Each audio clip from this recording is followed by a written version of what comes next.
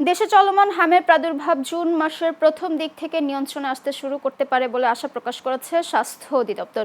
অধিদপ্তরের মহাপরিচালক অধ্যাপক ডাক্তার প্রভাত চন্দ্র সরকার জানিয়েছেন, আক্রান্ত শিশুদের মধ্যে নিউমোনিয়াজনিত জটিলতাই মৃত্যুর প্রধান কারণ হিসেবে দেখা যাচ্ছে।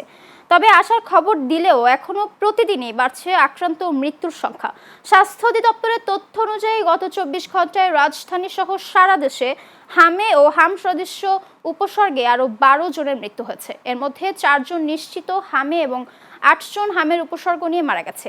একই সময় সন্দেহজনক হামে আক্রান্ত হয়েছে 1192 জন এবং নিশ্চিত রোগী শনাক্ত হয়েছে 111 জন। গত 15 মার্চ থেকে এখন পর্যন্ত দেশে মোট হামের রোগী শনাক্ত হয়েছে 55,611 জন। প্রাণ গেছে 400-রও বেশি শিশুর।